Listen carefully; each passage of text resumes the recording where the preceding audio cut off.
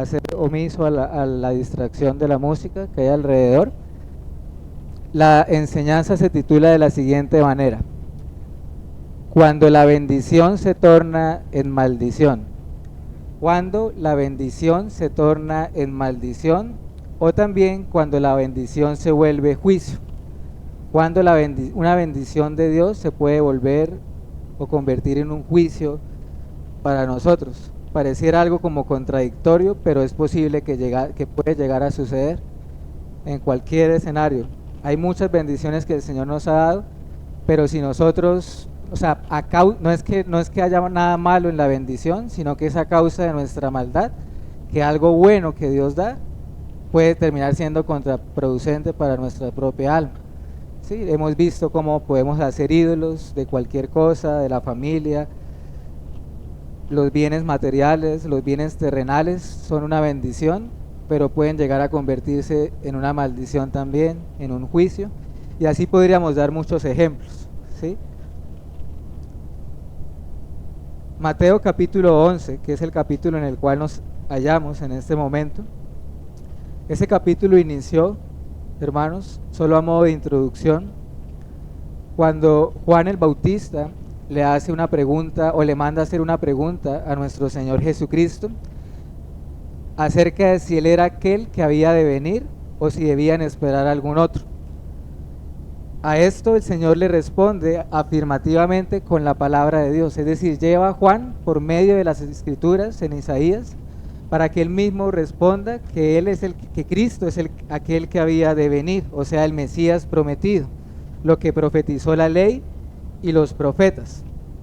Pero a raíz de esa pregunta se desencadena un testimonio favorable de Cristo Jesús acerca de Juan ante la multitud que le escuchaba. Llegando a la conclusión el Señor Jesús que Juan, ya hablando de Juan el Bautista, él era aquel mensajero prometido en el libro de Malaquías, y él era también aquel Elías que había de venir en el libro de Malaquías. O sea que tenemos que los dos que habían de venir, vinieron, tanto el mensajero como el cordero. Pero el pueblo o la nación de Israel lamentablemente no reconoció ni al uno ni al otro. A los dos que habían de venir, aún conociendo las promesas y las profecías, no los identificaron y más bien los rechazaron y aún más le dieron muerte a los dos.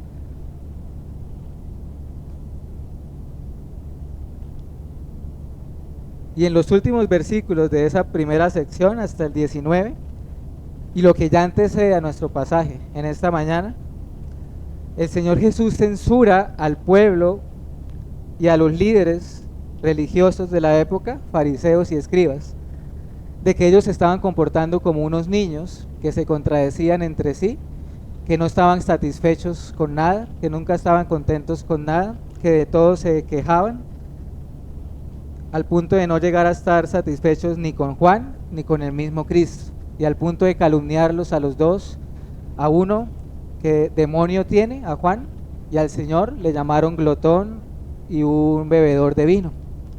Y así termina esa primera sección hasta el versículo 19.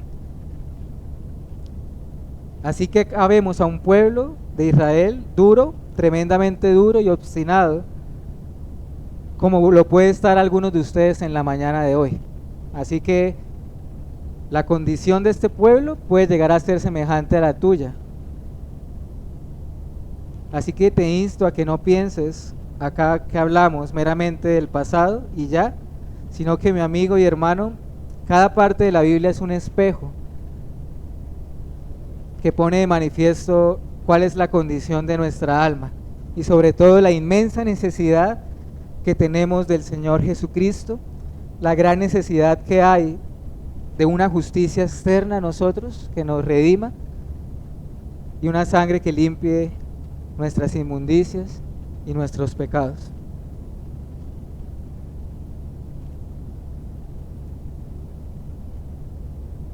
Así que tiene que ver contigo y conmigo, hermano y amigo. Toda la escritura nos atañe, toda la escritura nos incumbe, no importa la edad, si eres niño, joven, adulto. Por favor, recibamos la palabra de Dios como es digno, como corresponde. Porque es lamentable, muy lamentable sería para tu alma si lo que oyes lo recibes como palabra de hombres meramente. Así que le ruego, y para todos, que entendamos que cada vez que la palabra nos es expuesta, es el Señor el que nos habla por medio de la palabra escrita. Así que esto nos haga temer, prepararnos, deleitarnos en su palabra, como dice Hebreos, que es viva, que es eficaz, que es más cortante que una espada de doble filo.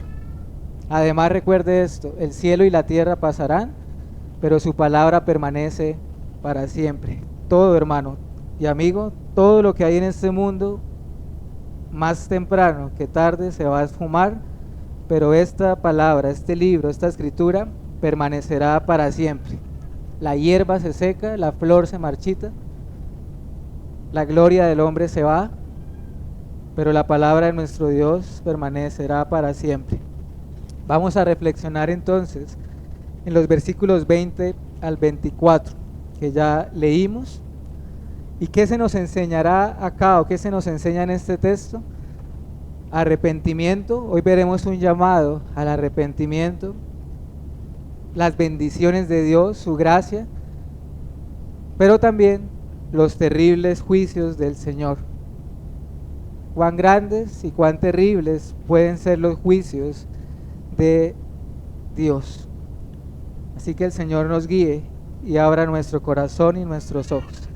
Lo primero que quiero resaltar, hermanos, ya para iniciar con el versículo 20. Entonces comenzó Jesús a reconvenir a las ciudades a las cuales él había hecho muchos de sus milagros, porque no se habían arrepentido. El pecado y sus agravantes. Quiero que veamos un momentico esto de ese versículo. El pecado y sus agravantes. ¿Cómo conectamos este versículo o lo que vamos a ver con todo el capítulo?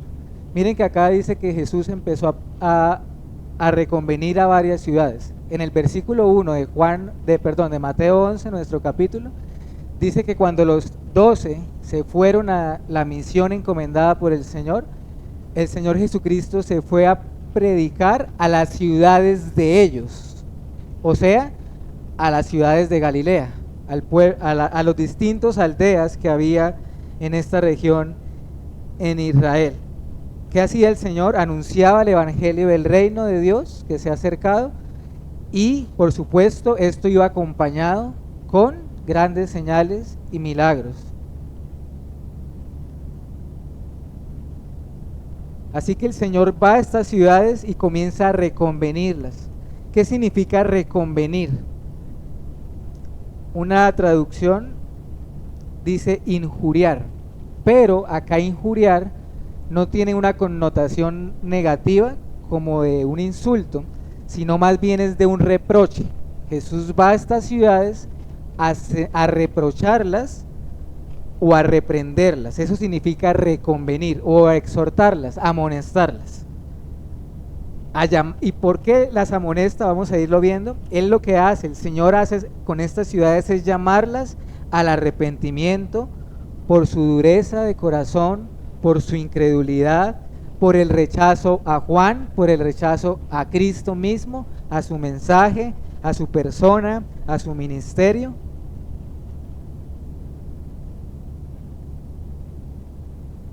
Así que la incredulidad, porque acá estamos hablando ya de incredulidad, es un gran pecado delante de los ojos del Señor. ¿Qué sería la incredulidad?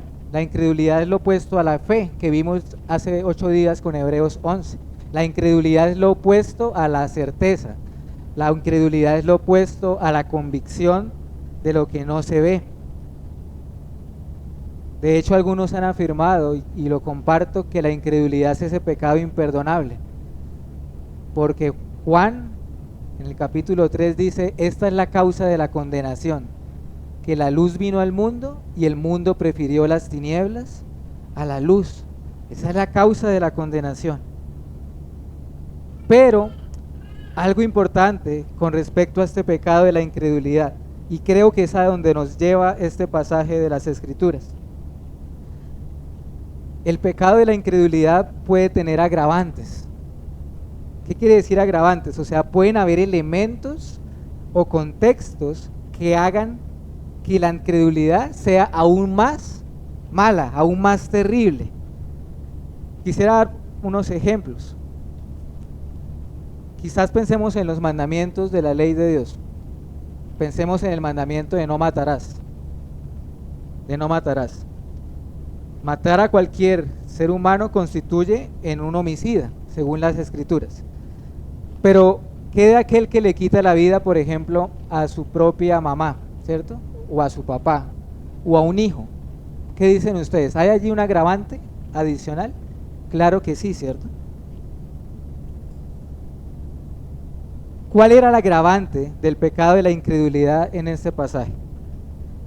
Que estas ciudades a las cuales el Señor se dirige fueron testigas, hermanos, fueron testigos de grandes señales y milagros y tuvieron muchísimos privilegios. Ese era el agravante en este caso, señales, milagros, y el Señor los exhorta a arrepentirse. Cuando acá habla de milagros se refiere a obras poderosas durante el ministerio terrenal de Cristo. Y de hecho lo que veremos, lo que vamos a ir viendo, hermanos, es que el Señor menciona a 3 de esas ciudades.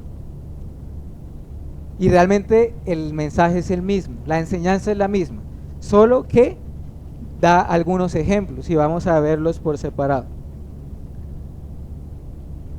¿Cuál era la razón principal por la cual el Señor reprendía o reprochaba a estas ciudades? Más allá de los milagros, hermanos y amigos, más allá de los milagros que ellos vieron, el versículo 20 nos dice la causa principal. ¿Cuál era la razón? ¿Qué encuentran en el versículo 20? Porque no se habían arrepentido. Porque no se habían arrepentido. Claro, los milagros vino a ser un agravante más a su incredulidad. Pero en esencia la reprensión estaba centrada en la falta de arrepentimiento. Ese es el mensaje del Evangelio. Juan el Bautista lo anunció en su predicación. Vayamos a Mateo 3, del 1 al 2. Mateo 3, del 1 al 2. Esta es la predicación de Juan el Bautista. En aquellos días vino Juan el Bautista predicando en el desierto de Judea y diciendo: arrepentíos porque el reino de los cielos se ha acercado. ¿Y cuál era el mensaje de nuestro Señor Jesucristo en su predicación? Marcos 1, versículo 14 y 15. Evangelio de Marcos.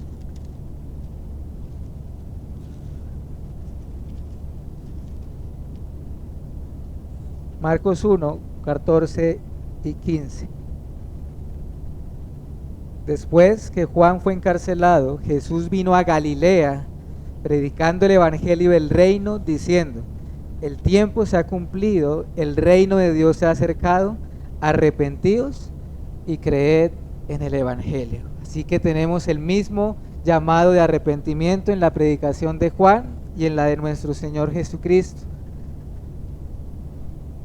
Así que, ¿qué quiero comunicar, iglesia? Que sin arrepentimiento no puede haber evangelio, que sin arrepentimiento no puede haber salvación a la luz de las Escrituras, porque esas son las demandas del evangelio. Pero ¿qué es el arrepentimiento? ¿Qué es el arrepentimiento? Arrepentimiento significa convicción de pecado, como dice en Hechos. ¿Se acuerdan cuando predicaba Pedro? Llegaron y estaban, dice la Biblia, compungidos de corazón, con dolor en su corazón. Arrepentimiento es un cambio en la disposición, en la mente, en el corazón. Arrepentimiento es dolor por el pecado. Arrepentimiento es aborrecimiento y odio por el pecado. Y arrepentimiento es abandonar el pecado. Así que, hermano o amigo, si tú no te dueles por tu pecado, no estás arrepentido. si no odiamos nuestro pecado, no estamos arrepentidos. Y si no abandonamos el pecado, no estamos arrepentidos. Así que arrepentimiento va más allá de una confesión, de confesar nuestro pecado. ¿Estamos nosotros o continuamos constantemente en arrepentimiento delante del Señor? Así que el Señor reprende con autoridad a estas ciudades por su dureza de corazón y por rehusarse a arrepentirse. Dice el texto, porque no se arrepintieron.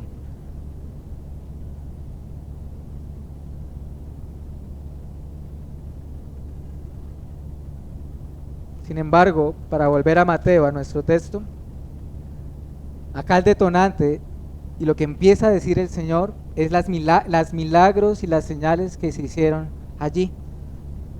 Estas ciudades que Él va a empezar a mencionar fueron testigos visibles y oculares de la ternura, la compasión y la misericordia de Cristo para con ellos, de sus necesidades espirituales, de sus sufrimientos físicos. O sea, estas personas, hermanos, los habitantes de estas ciudades se beneficiaron de la misericordia mostrada, mientras al mismo tiempo lo rechazaban en su corazón. O sea, en otras palabras, querían sus milagros y sus señales, pero no querían su mensaje. Les agradaba sus milagros, pero no querían oír de arrepentimiento, ni os es necesario nacer de nuevo para ver el reino de Dios, ni de tomar la cruz y seguirla. Nada de eso les gustaba. Y así, hermano y amigo, hay multitudes de personas que así hoy buscan a Dios. Así miles y cientos se congregan en iglesias y su fe es una fe falsa, milagrera, basada en emociones, que no es en nada una fe bíblica, personal y salvífica. Cientos de personas quieren a Cristo como un sanador, pero no desean a Él como Salvador, ni menos como Señor. Pero tal cosa no es posible, porque si el Señor es Salvador, también es Señor. Si Él no es Señor, no es tu Salvador. Y yo espero que no sea tu caso, porque si lo es, entonces ay de ti y ay de mí.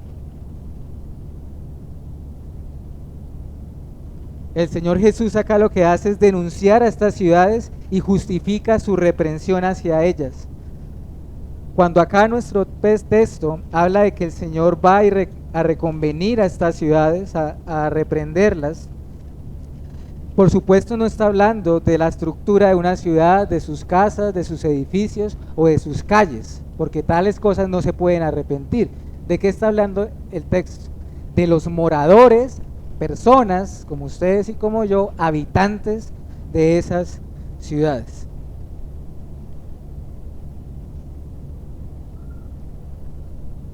Así que el Señor las llama al arrepentimiento, abandonar sus pecados y volverse a Dios. Pero nada de esto los llevó, los milagros, la compasión de Cristo, no los llevó a reflexionar en sus caminos, sino que estas ciudades, las gentes de estas ciudades continuaron siendo, y atención a esta palabra, que es muy importante, impenitentes. ¿Qué quiere decir impenitentes? Lo contrario al arrepentimiento, dureza de corazón, no reconocer el pecado. Unos habitantes ingratos, duros de corazón e impenitentes. A ellos el Señor los llama al arrepentimiento. Así que, amigo y hermano, piense esto también. Cada vez que Dios nos llama a arrepentirnos de nuestros pecados, eso mismo, ¿saben qué es? Es un acto de misericordia. Cada vez que el Señor te llama al arrepentimiento, es un acto de misericordia de Dios para contigo y para conmigo. ¿Lo has visto así? Lo debemos ver así. Es una oportunidad que el Señor nos da. Así que a partir del versículo 21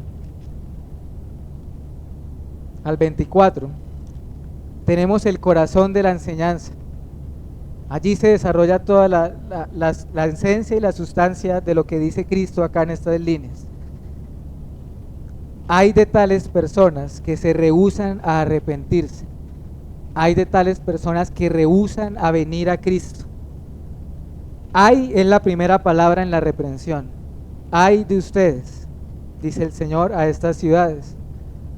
Hay es la conclusión a la cual llega el Señor al considerar la incredulidad de ellos y su falta de arrepentimiento. Hay de ellos por el agravante del pecado, de la incredulidad. Hay es la exclamación lógica y razonable a la cual llega Cristo al ver la dureza del corazón, al ver el favor y la misericordia mostrada a estas personas.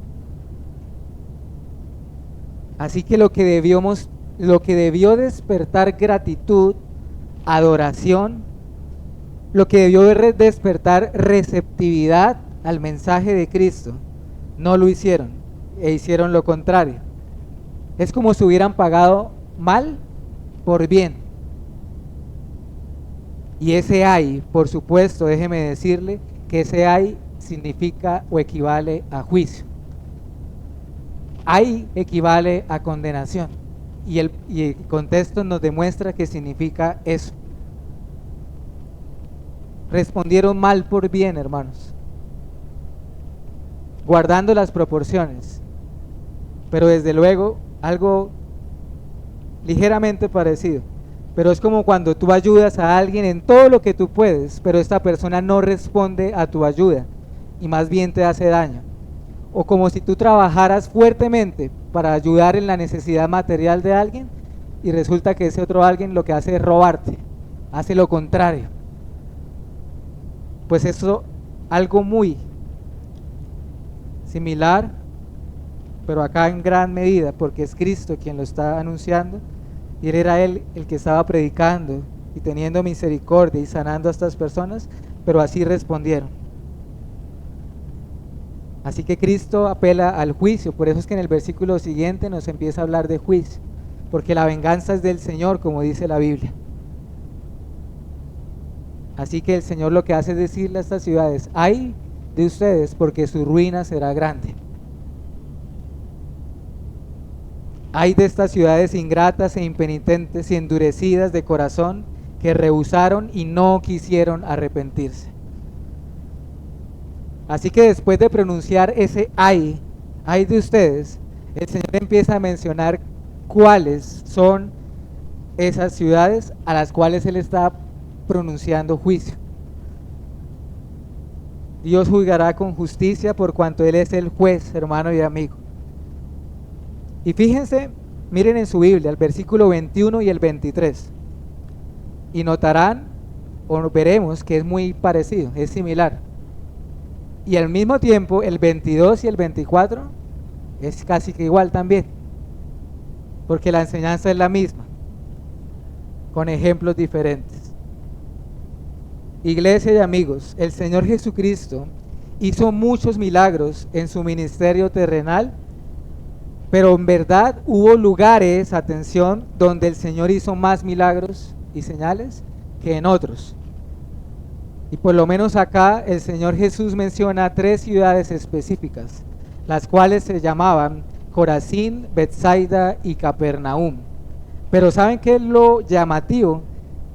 Que el Señor las nombra, las reprende e inmediatamente después hace un contraste con otras 3 ciudades antiguas que habían recibido juicio por su maldad, las cuales son Tiro, Sidón y Sodoma.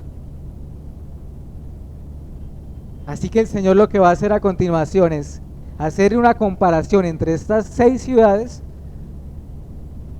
3 y 3, y lo relaciona todo con ¿qué? Con arrepentimiento, con los milagros y con juicio. Así que centrémonos en la primera de estas 2 ciudades, Corazín, o las primeras 2, Corazín y Betsaida. Y luego las compara con Tiro y con Sidón. Debemos tener en cuenta que estas 2 ciudades, Corazín y Betsaida, y aún Capernaum incluso, eran ciudades o aldeas que estaban muy cerquitas la una de la otra. Dice los comentarios que aproximadamente habían unos 4 kilómetros de distancia entre la una y la otra, o sea, estaban prácticamente pegadas. Incluso eran más cercanas de lo que, para traer un contexto, mucho más cercanas de lo que acá es Bucaramanga o Girón o Piedecuesta, mucho más cercanas la una de la otra. Y todas ellas estaban cercanas al mar de Galilea. De Corazín se conoce muy poco en realidad. No hay registros bíblicos en cuanto a milagros en Corazín. Algunos dicen que allí estaba Cana, que fue la ciudad donde el Señor hizo su primer milagro cuando convirtió el agua en vino. Pero ¿cuál es el caso? Usted puede preguntarse, bueno, ¿por qué en los evangelios no aparecen milagros registrados en Corazín cuando el Señor acá está reprendiéndoles por sus muchos milagros que hizo allí? Bueno, acuérdense, hermanos y amigos, lo que dice Juan en su evangelio. Jesús hizo muchas otras cosas, las cuales si se escribieran una por una, pienso que aún en el mundo cabrían los libros que se habrían de escribir. O sea, Jesús hizo muchos milagros que no necesariamente quedaron registrados en los evangelios. Y por lo que tenemos acá, evidentemente el Señor Jesús hizo muchos milagros en este pueblo. En cuanto a Betsaida, de ella conocemos un poco más. Allí, cerca del lago de Galilea, cerca del río Jordán, era un pueblo de pesca. Era la ciudad o el pueblo natal de 3 de los discípulos, Felipe, Pedro y Andrés. Y para nuestro contexto fue en Betsaida donde el Señor hizo muchos milagros que quedaron registrados. La multiplicación de los panes y de los peces sucedió en Betsaida. El Señor Jesús sanó a un hombre ciego de nacimiento en Betsaida, Marcos 8:22. Y así podríamos dar ejemplos. Pero el punto acá a resaltar es que Jesús hizo muchos milagros en Corazín y en Betsaida. Pero permanecieron ¿qué? Recuerden la palabra, permanecieron ¿qué? Impenitentes. Permanecieron duras de corazón, aún recibiendo estos favores o estas bendiciones, podríamos decirle. A continuación el Señor hace el contraste con esas dos ciudades antiguas, Tiro y Sidón, ¿cierto? Que quedaban más al norte de Israel. Algunos datos rápidos de Tiro y de Sidón. Estas eran ciudades cananeas, fenicias, más al norte de Israel. Por ejemplo, en el caso de Tiro en particular, este pueblo antiguo al principio tuvo buenas relaciones con Israel. Acuérdense en Reyes que dice que el rey de Tiro ayudó a Salomón y a David a construir el templo.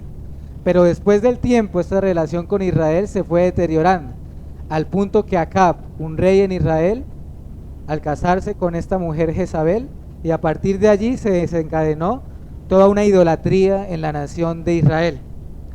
En cuanto a Sidón, era un puerto marítimo importante. Baal era su dios, adoraban a Astarte, diosa de la fertilidad, etcétera, ¿cierto? Pero eran dos pueblos, dos ciudades antiguas muy prósperas, comerciantes. Como eran ciudades portuarias, se enriquecieron y enriquecieron a muchos. Pero ¿por qué se caracterizaban estas gentes de estos pueblos? Por ser duros, por ser crueles, por ser orgullosos, por ser codiciosos, etcétera. Los profetas del Antiguo Testamento constantemente anunciaron juicio a estas dos ciudades. ¿Y saben qué me llama la atención, hermanos?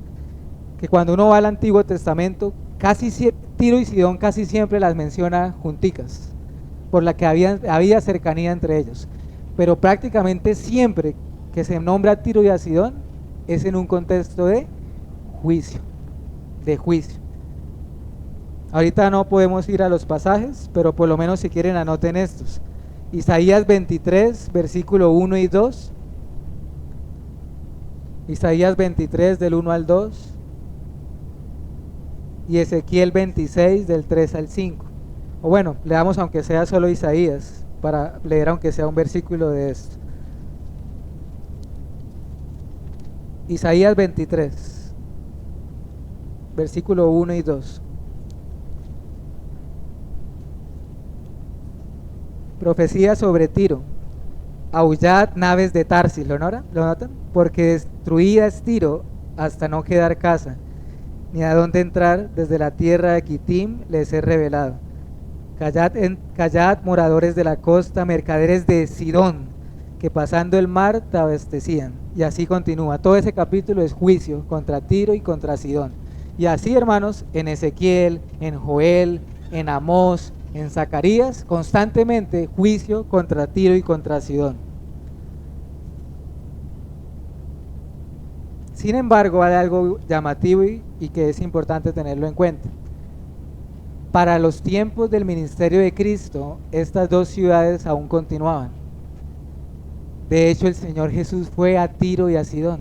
Dice Marcos 7, versículo 24 en adelante, que el Señor Jesús se dirigió a la tierra de Tiro y de Sidón. Y fue allá, en ese lugar. Es más, es probable que el Señor ni siquiera haya entrado en sus contornos. Pero fue allí que desde la distancia el Señor sanó a la hija de una mujer que estaba atormentada por un espíritu maligno. ¿Se acuerdan de ese episodio?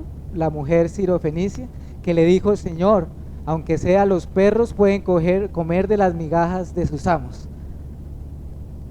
Pero no vemos más allá de allí en cuanto a milagros, en cuanto a predicación, o por lo menos no de la misma manera que que Corazín y Betsaida. Así que ya teniendo un poco más de claridad en cuanto al contexto de estas ciudades, ay de ti, Corazín y Betsaida, hermanos, porque el Señor dice lo siguiente: si se hubiesen hecho en Tiro y en Sidón lo que fue hecho en ti, entonces ellos hace mucho tiempo ya que se habrían arrepentido. Tremendo, ¿no le parece? Primero, piense el orgullo, cómo esto habrá herido el orgullo nacionalista del pueblo de Israel, que miraba a los gentiles y paganos con un profundo menosprecio. Pero ahora el Señor, miren lo que está diciendo el Señor: esos lugares de oscuridad, de idolatría, de paganismo, habrían apreciado más la luz del Evangelio si hubiesen sido llamadas al arrepentimiento, como lo fueron estas dos ciudades. Se habrían arrepentido con cilicio y ceniza. Esos dos elementos son señal de ¿qué?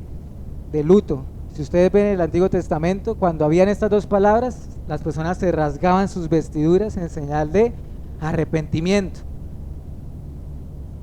Pero mientras tanto, Corazín y Betsaida continuaban en altivez, indiferentes e impenitentes. ¿Notan, hermanos, lo que el Señor quiere decir? ¿Qué será de ustedes, Corazín y Betsaida, ciudades más favorecidas? Esto es importante, ciudades más privilegiadas. ¿Y qué si en Tiro y en Sidón hubieran tenido los mismos privilegios que ustedes? Entonces, ¿será que todos serán castigados de la misma manera? Y allí entonces sigue el siguiente versículo de nuestro texto, hablando del juicio. Por tanto les digo que en el día del juicio será más tolerable el castigo para ellos que para vosotros. ¿Qué tenemos acá en este versículo? La culpabilidad del hombre y el castigo por el pecado.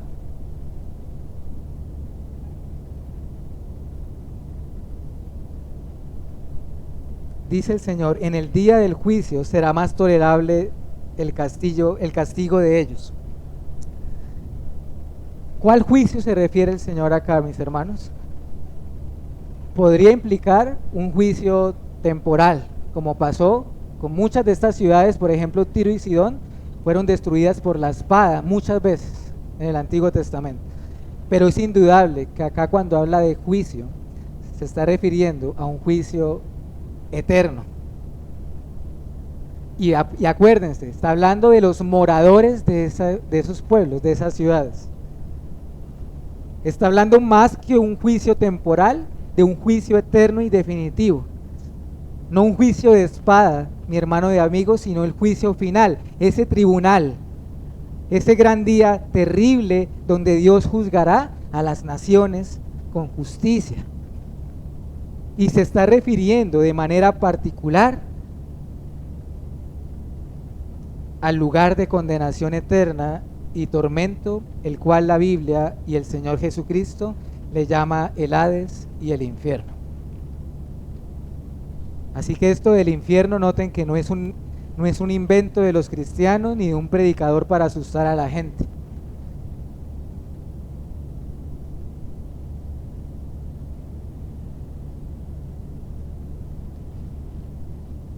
Así que los habitantes de Tiro y Sidón son culpables, su maldad era terrible y recibirían juicio por su gran pecado. Pero también los habitantes de estos dos pueblos, Corazín y Betsaida. Porque tanto esas ciudades como ustedes y yo, hermanos, hoy somos todos o éramos merecedores y dignos del infierno, porque la paga del pecado es la muerte, dice Romanos. Nosotros éramos merecedores del infierno, o de la segunda muerte, como le llama el libro de Apocalipsis. Y sin la gracia y sin la misericordia de Cristo, todos van al mismo lugar de tormento, ricos o pobres, grandes o pequeños, reyes o mendigos, galileos o sidonios.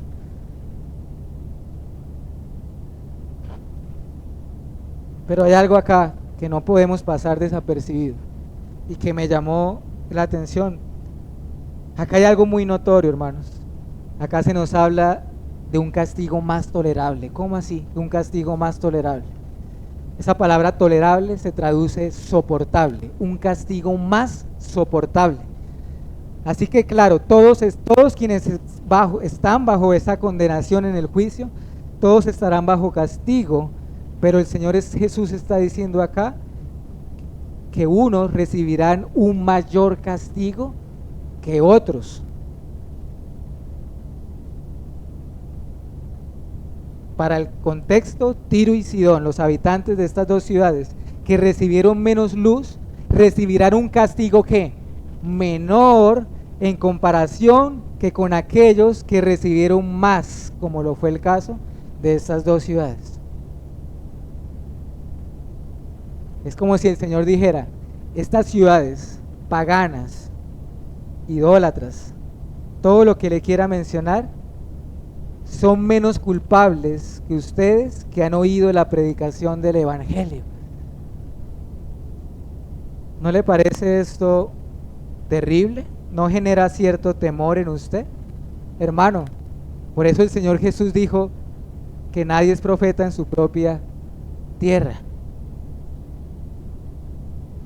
Y sonó ofensivo al pueblo de Israel. Ellos miraban con desdén a Tiro y a Sidón, pero ahora el Señor les está diciendo: ustedes son iguales que ellos o peores, peores.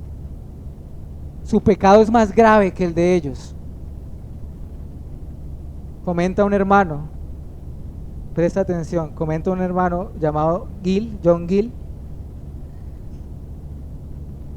para aquellas ciudades que hacían alardes de sí mismas y que se creían dignas del cielo, se nos habla aquí, presta atención, que en la eternidad el castigo de Tiro y de Sidón son más suaves y moderados, porque no tendrán tan graves remordimientos de conciencia ni reflexiones amargas sobre sí mismos en el día del juicio, como aquellos que tuvieron las ventajas de la revelación del Evangelio, habiendo grados de tormento en el infierno, y así lo exige la justicia de Dios. Tiro y Sidón serán juzgadas por su pecado, pero en cuanto a esas dos, Corazín y Betsaida, su condenación será mayor y su castigo será más intolerable. Cierro comillas.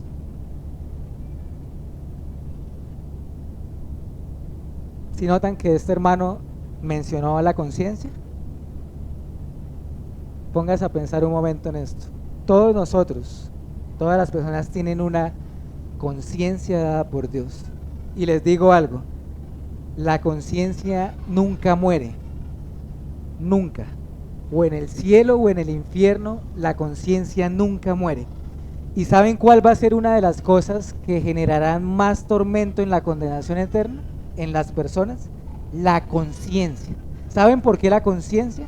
Porque las personas recordarán precisamente todas las veces que fueron llamadas al arrepentimiento y lo rechazaron. Hermanos, no me lo estoy inventando para generar temor. El Señor Jesús está diciendo en este texto que su castigo será más grande que el de las otras dos ciudades.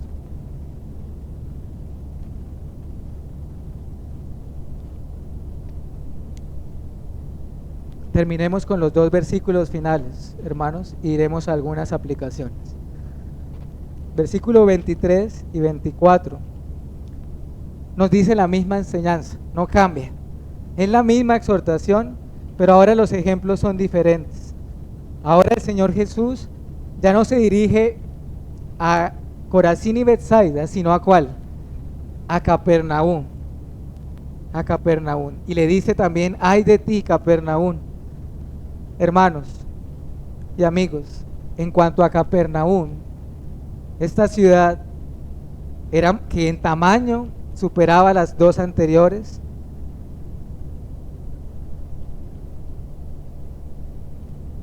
Esta ciudad, para decirlo de una manera más precisa, Capernaum, o sea, si Corazín y Betsaida fueron privilegiadas, Capernaum fue incluso más privilegiada que estas dos últimas.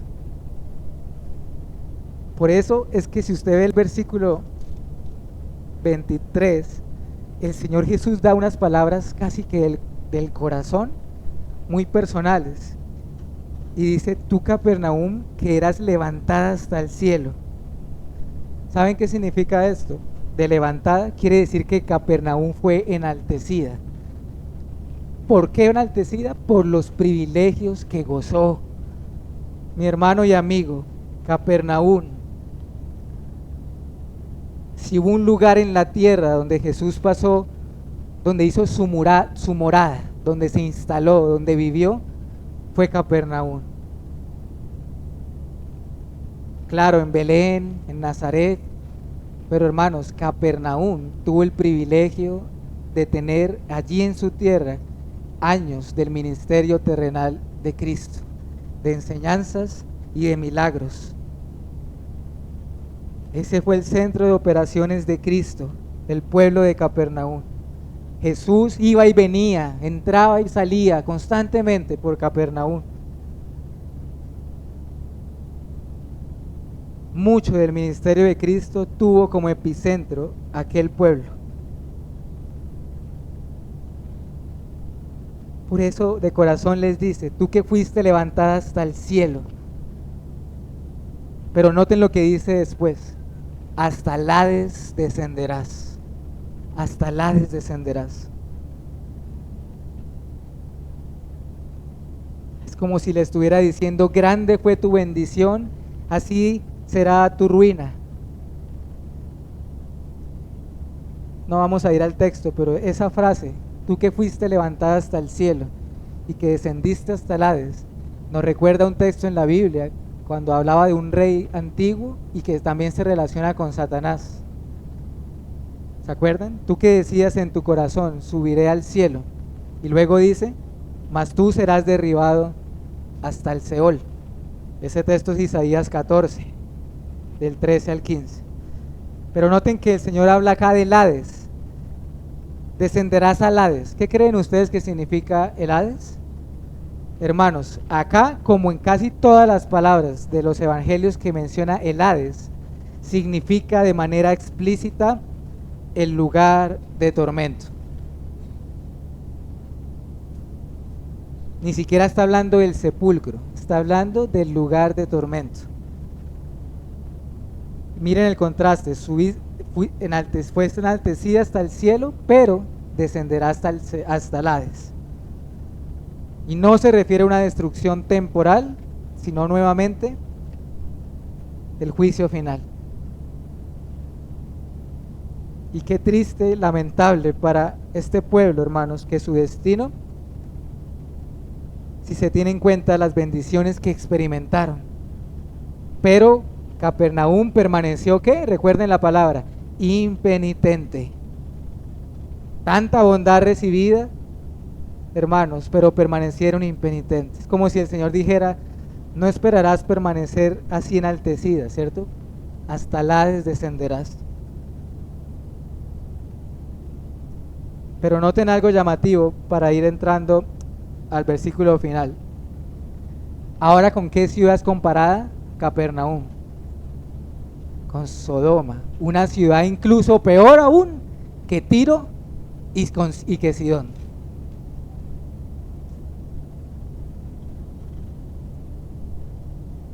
El Señor Jesús, al exhortar a estas ciudades, les recuerda las ciudades de la llanura de Génesis 19, Sodoma y Gomorra, aquella ciudad que pereció bajo el juicio de Dios no con una espada, sino con fuego y azufre. Sodoma, símbolo de maldad, de inmoralidad, de desenfreno, nos recuerda las consecuencias del pecado. Es como si el Señor les dijese, recuerden a Sodoma, cuando Abraham desde lejos miró y vio como un humo subía hasta el cielo, como un horno ardiente, cuando vio la ciudad de Sodoma. Pero miren lo que el Señor les dice, ¿saben? Si los habitantes de Sodoma hubieran visto y oído lo que ustedes oyeron, aún hoy estaría, permanecería, no hubiera sido destruida. Se habrían arrepentido, hubieran sido preservados, continuarían en pie. Por lo tanto, él concluye con el último versículo diciendo lo mismo. En el día del juicio será más tolerable el castigo para Sodoma que para ustedes. Es llamativo algo, Sodoma ya no existe, fue destruida, pero miren que el Señor está hablando que ellos, los habitantes de esa ciudad que existió miles de años, aún esperan ¿qué cosa? El juicio final. Están esperando el juicio final, hermanos.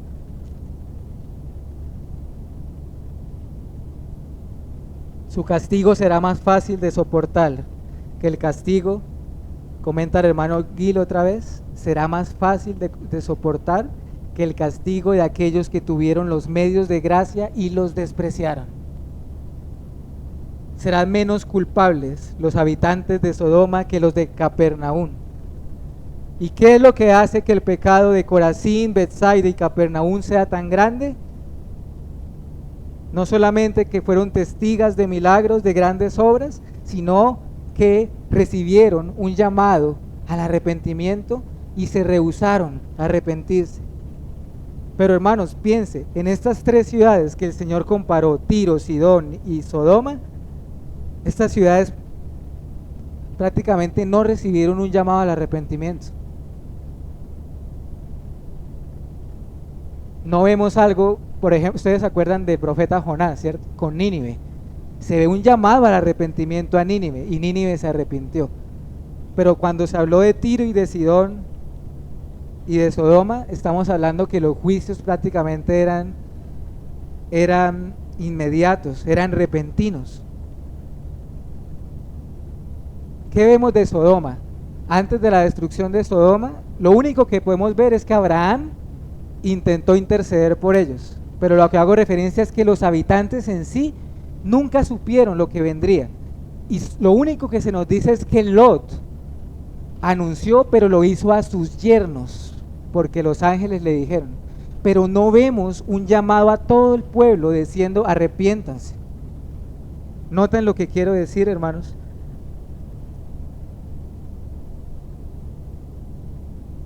Lo mismo pasó con el pueblo de Israel. ¿Dios le envió a todas las naciones profetas? No, solo al pueblo de Israel.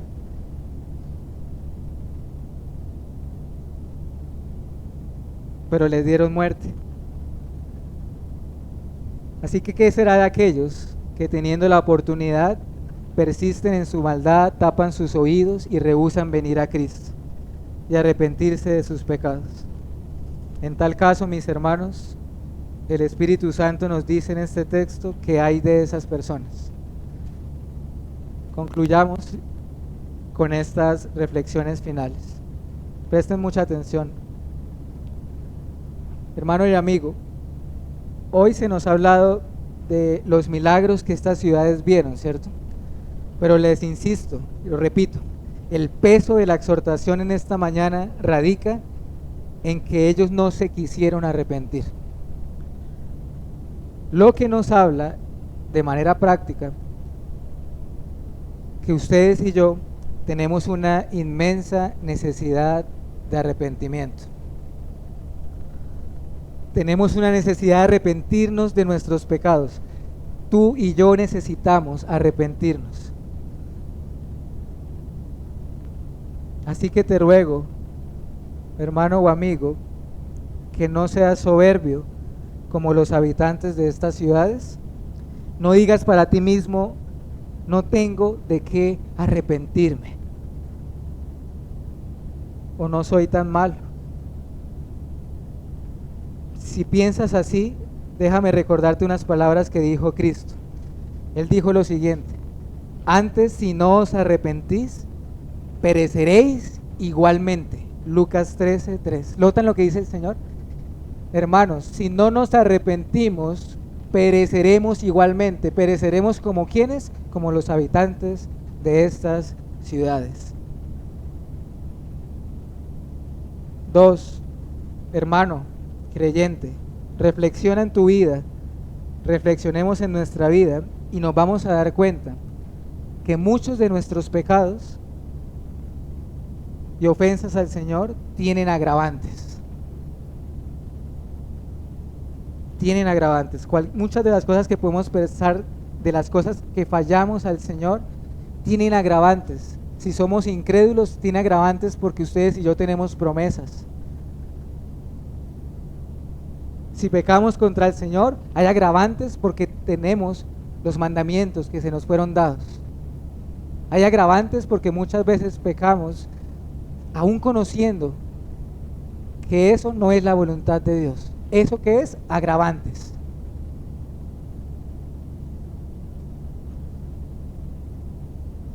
Jesús dijo: por tanto les digo que en el día del juicio, mi amigo y hermano, lo creas o no lo creas, o sea, eso no importa si tú lo crees o no, o te burles de esto, te aseguro por la palabra de Dios que habrá un juicio final que no puedes escapar, que no podemos eludir.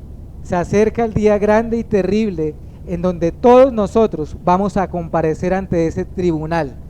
Vamos a comparecer ante el que está sentado en el trono y el Cordero. ¿Por qué? Porque Dios lo ha fijado, porque Dios ha establecido a todos los hombres después de la muerte el juicio. Hebreos 9:27. Y no querrás estar allí ese día sin Cristo, porque si es así, entonces hay de ti o hay de nosotros. También hoy aprendimos algo importante. La Biblia nos habla de recompensas para los creyentes, lo vimos en el capítulo anterior, pero miren que hoy vimos lo contrario. Si hay recompensas para los creyentes en el cielo, hoy se nos ha hablado de grados de tormento y de castigo. Sin embargo, te digo algo, amigo, la condenación es tan terrible, que no querrás ni siquiera estar en el castigo que es más tolerable. Ni siquiera en el más tolerable.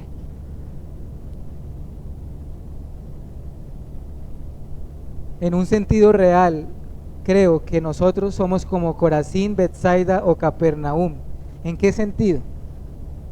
Lo que hoy quiero decirte en este momento es que nosotros somos una generación tremendamente privilegiada, tremendamente. No dimensionamos las bendiciones y los privilegios que Dios nos ha dado, hermanos. Piensa en estos ejemplos. que podríamos considerar. Piensa en el privilegio, por ejemplo, de estar en un país que no es dominado por una religión pagana, como como los musulmanes, como el hinduismo. ¿No eres tú privilegiado de estar en una nación así en comparación con estas naciones donde hay unas tinieblas espirituales tremendas? O a ustedes creyentes, a cada uno de ustedes, mis hermanos, ¿no somos privilegiados con congregarnos con libertad, con libertad? ¿No somos privilegiados en tener la Biblia en nuestro idioma? En tenerlas en cualquier cantidad de versiones diferentes, de traducciones. ¿No somos privilegiados, hermanos, en tener una gran cantidad de recursos para estudiar la palabra de Dios? Y ahora piensen eso, en ese sentido, hay de nosotros, hay de ustedes y hay de mí, porque teniendo estos privilegios, ¿saben qué? Somos menos diligentes y mostramos menos celo que nuestros hermanos que carecen de todo esto, que carecen de todos estos privilegios.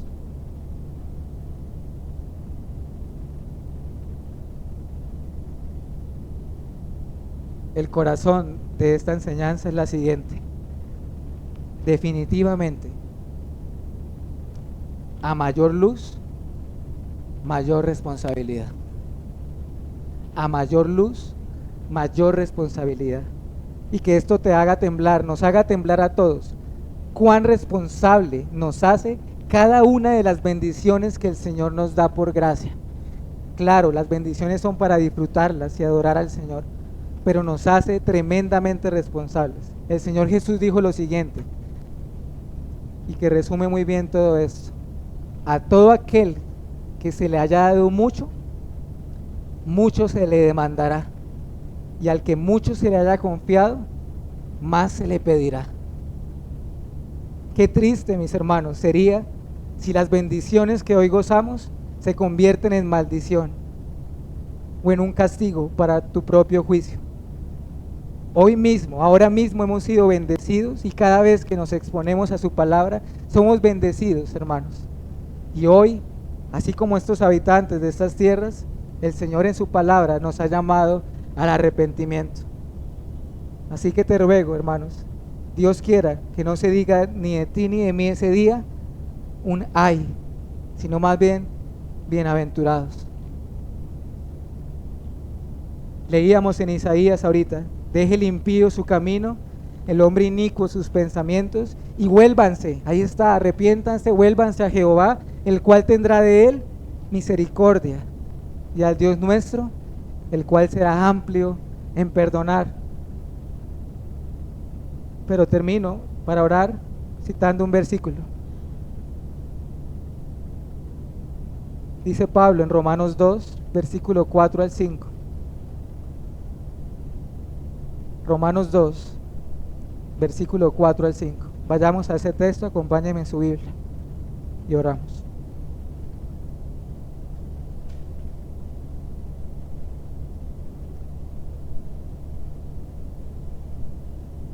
Dice Romanos 2, versículo 4 y 5: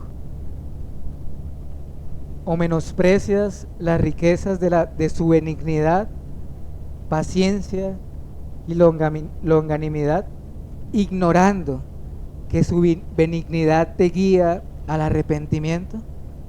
Pero por tu dureza y por tu corazón no arrepentido, atesoras para ti mismo ira para el día de la ira y de la revelación del justo juicio de Dios. Oremos.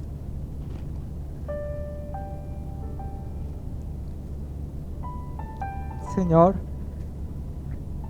rogamos para que tu palabra, Señor, surja efecto, tenga efecto en nuestras vidas. Y lo que hoy nos has hablado, Señor, es fuerte para nosotros, nos sacude, nos exhorta en gran manera. Y la verdad, Señor, que con vergüenza te debemos pedir perdón. Perdónanos, Señor, porque no hemos correspondido como debe ser a tu misericordia. Perdónanos porque hemos pagado mal por bien. Perdónanos, porque no hemos sido conscientes de los privilegios, de las grandes ventajas y privilegios que en tu soberanía te ha placido concedernos. Oh Señor, hoy te ruego en cada uno de nosotros que nos hallamos aquí, que ablandes nuestro corazón duro. No nos permitas un corazón duro, no arrepentido. Por favor, danos tu gracia, danos tu espíritu para traer convicción de pecado a nuestra vida y nos guíes al arrepentimiento que lleva a la vida.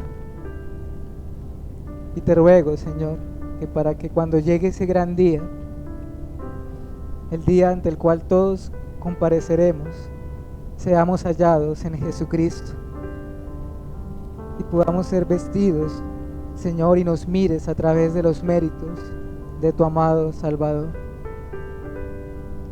Ayúdanos, Señor, y síguenos bendiciendo, pero ayúdanos a recordar que por cada bendición tú nos demandas una gran responsabilidad.